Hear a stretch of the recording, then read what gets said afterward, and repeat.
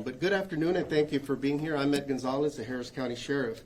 Today, the Harris County Sheriff's Office, in close partnership with the FBI, the DEA, Houston Division, and the U.S. Marshal Service and the Texas Department of Public Safety, is announcing the results of a major multi-agency warrants roundup targeting violent fugitives across our region. These operations require planning, intelligence, teamwork, and trust. Over the past several days, our agencies joined forces to track down and arrest people wanted for sexual assault, crimes against children, aggravated robbery, and other violent felonies. In total, during this operation, there were 80 arrests and 103 warrants cleared. 96 of these warrants were for felony charges and 53 were for crimes against children.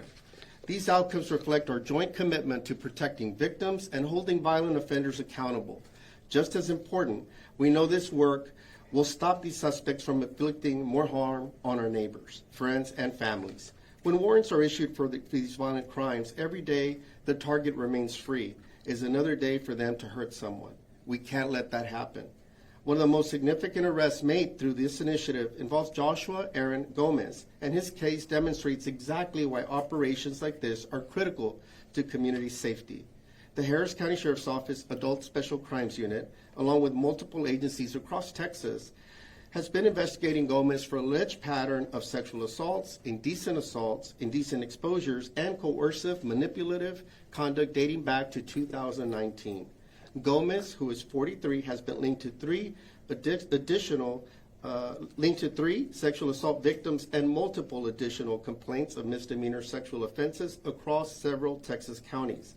The known allegations span 2019 through 2025, showing a repeated and escalating pattern of predatory behavior. Although his chiropractic license was stripped in 2019 for inappropriate procedures on women, Gomez continued presenting himself as a licensed medical professional targeting women suffering from pregnancy complications, car crashes, or other injuries. Under the guise of treatment, he used that position of trust to assault them. To date, 13 women have come forward, and multiple felony sexual assault charges have been filed, one in Hidalgo County in the Rio Grande Valley, and two here in Harris County, with more under investigation. During this operation, our detectives served a warrant for an assault committed in 2019. The Violent Persons Warrant Task Force located Gomez at his home in Katy and safely took him into custody. Because of the volume of allegations, the pattern of conduct, and the escalation over time, we believe there may be more survivors who have not yet come forward. Some may not recognize that what happened to them was criminal because Gomez exploited his position to prey on them. This case is a stark reminder of why coordinated operations matter. We are not just clearing warrants. We are protecting survivors. We are interrupting cycles of violence, and we are making sure those who harm others cannot continue doing so. I want to thank every agency that's represented here today for their commitment and cooperation. When we pool intelligence, share resources, and work as one team, we are far more effective at bringing more violent fugitives into custody. To our detectives, Detective Seaton is here, our task force members, and every deputy involved, thank you for your professionalism and your relentless dedication. And to every survivor who has come forward or may still find the strength to do so, we believe in you, and we are here for you. Today's results send a clear message. If you commit violent crimes in Harris County, we are coming for you. Thank you. Now I'll say briefly in Spanish.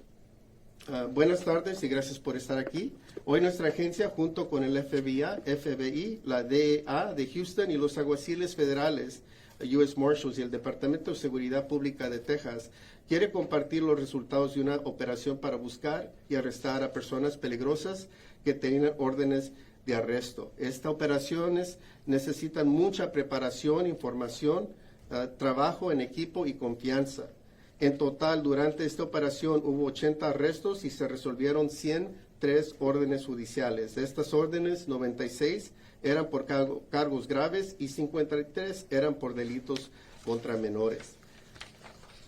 Uno de los arrestos más importantes es el de Joshua Aaron Gomez, y su caso muestra por qué estas operaciones son tan importantes para la seguridad de la comunidad. La Unidad de Crímenes Especiales para Adultos de HCSO, junto con otras agencias, han investigado a Gómez por varias denuncias de agresiones sexuales, tocamientos indebidos y comportamiento manipulador desde el 2019. Gómez, de 43 años, ha sido relacionado con 3 víctimas de agresión sexual y hay varias personas más que reportaron ofensas menores. Las denuncias van desde el 2019 hasta el 2025, mostrando un patrón repetido de mal comportamiento. Aunque perdió su licencia de quiropráctico en el 2019 por procedimientos inapropiados, Gómez siguió diciendo que era profesional médico y buscó mujeres que estaban embarazadas, lastimadas en choques o con dolores. Usó esa confianza para abusar de ellas. Hasta ahora, 13 mujeres han hablado y hay varios cargos de agresión sexual, una en el condado de Hidalgo y 2 en el condado de Harris. Durante esta operación, nuestros detectives cumplieron una orden de arresto por un asalto del 2019, pero pensamos que pueden haber más víctimas. Y le recordamos, por favor, que nosotros creemos en la información que usted tenga y, por favor, que tengan la confianza de acercarse y que den más información. At this point, I'd like to ask Region Chief Kyle Matheson of the Texas Department of Public Safety for some remarks. Chief. Hey, good afternoon. My name is Kyle Matheson. It's Kylemattheson, and I'm the Southeast Region Chief with the Texas Department of Public Safety. On Monday, November 17th, which was last Monday, DPS Criminal Investigations Division Special Agents, along with the members of the Harris County Sheriff's Office Violent Criminal Apprehension Team, also known as VCAT, were assigned a warrant pertaining to Roberto Vasquez for the continuous sexual abuse of a young child. Vasquez is accused of repeatedly sexually assaulting a young girl, which began when the victim was 9 years old. Investigators were able to track Vasquez to a trailer home in Cloverleaf area of eastern Harris County and later observed a vehicle registering him driving near the residence. Texas Highway Patrol units initiated a traffic stop on the vehicle and confirmed that Vasquez was not the driver. However, investigating officers were able to get Vasquez to come to the scene. Vasquez arrived shortly thereafter and was taken into custody for the warrant, and he is currently still in the Harris County Jail for a $100,000 bond. I want to thank all of our law enforcement agencies here today for our continued collaboration, and a special thanks to all the men and women, the boots on the ground that really made this operation successful. Thank you.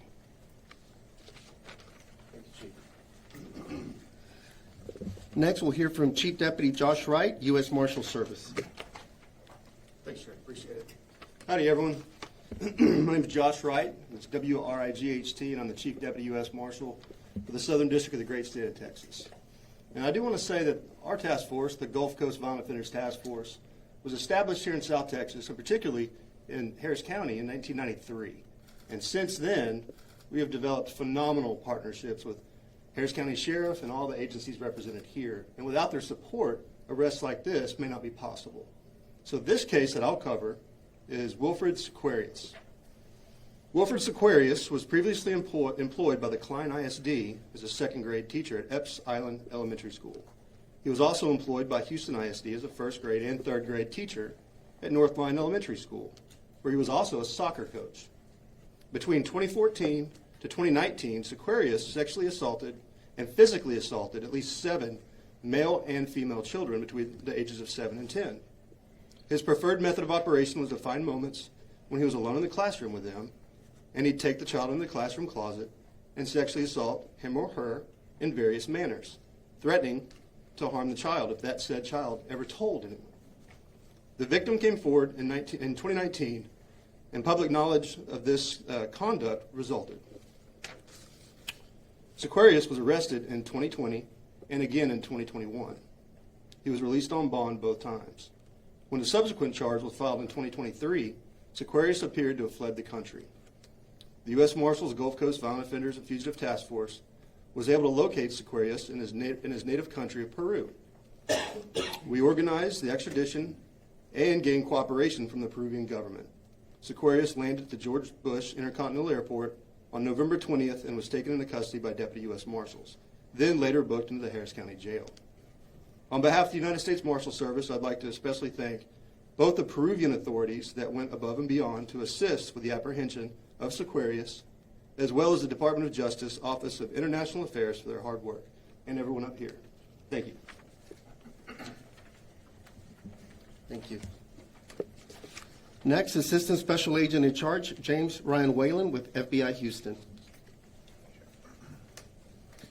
Good afternoon. My name is Ryan Whalen, W-H-A-L-E-N, and I'm the Assistant Special Agent in charge of FBI Houston's Violent Crime Branch. I'd like to thank Sheriff Gonzalez for organizing this press conference and for his outstanding relationship that exists between FBI Houston, the Harris County Sheriff's Office, and all law enforcement agencies represented here today. As you've heard this afternoon, the criminals targeted in this Harris County-led operation are some of the most violent and disturbing individuals within our community. FBI Houston was honored to assist our local, state, and federal partners with this intelligence-driven insights, tactical support, and investigative assistance to make sure these alleged criminals were identified, arrested, and no longer posed a threat to the children and hardworking members of our Texas community. But an operation of this size and scope doesn't happen without close-knit partnerships between law enforcement agencies. These partnerships are absolutely critical to combating the complex and global crimes that no one agency can tackle alone. Unlike the TV shows and movies, the real FBI wants and frankly needs close and continuously partnerships to effectively protect both our neighborhoods and our nation.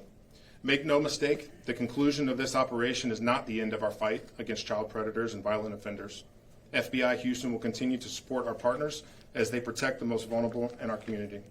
I want to thank you again, Sheriff Gonzalez, for hosting us today and for your valued ongoing partnership with FBI Houston.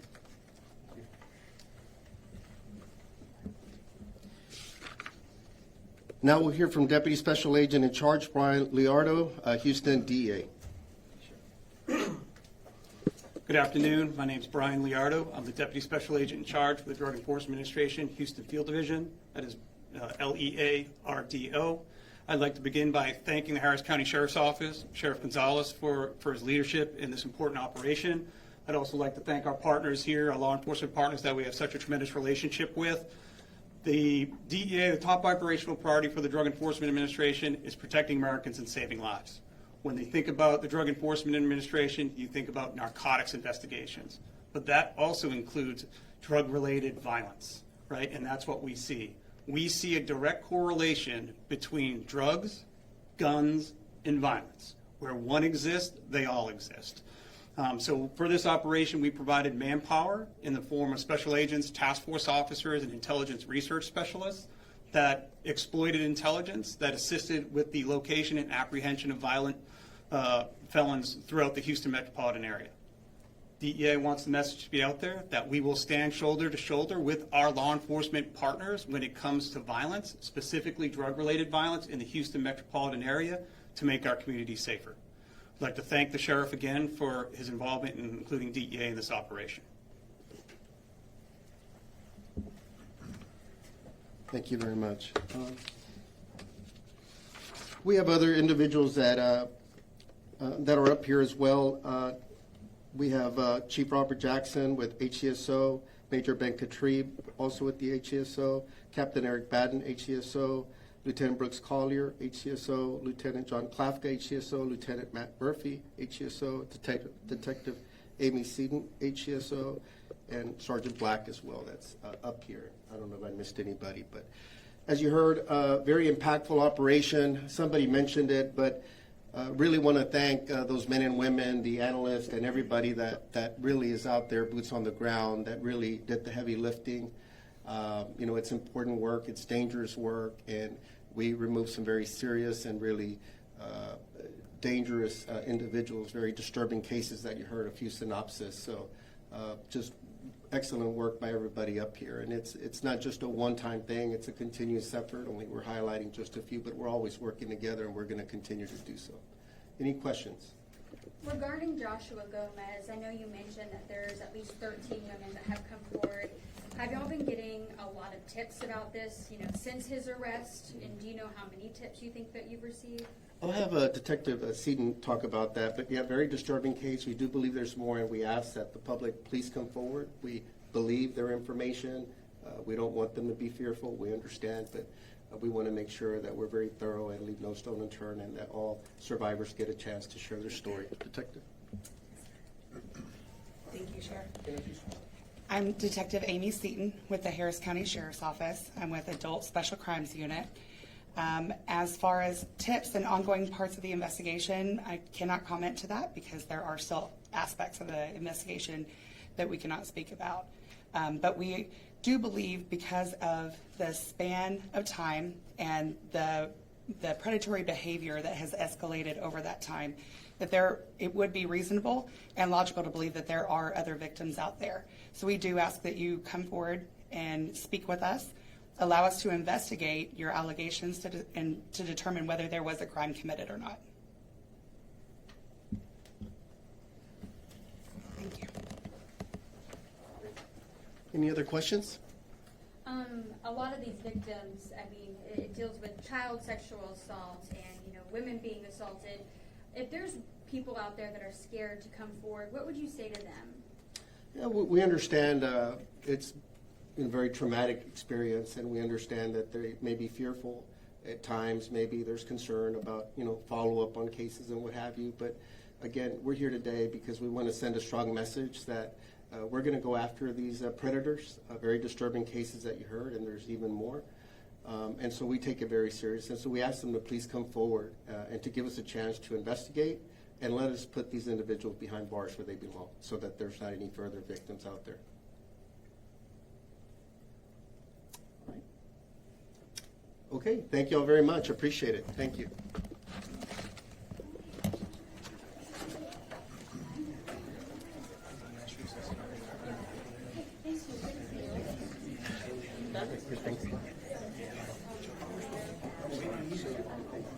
Did it post or not?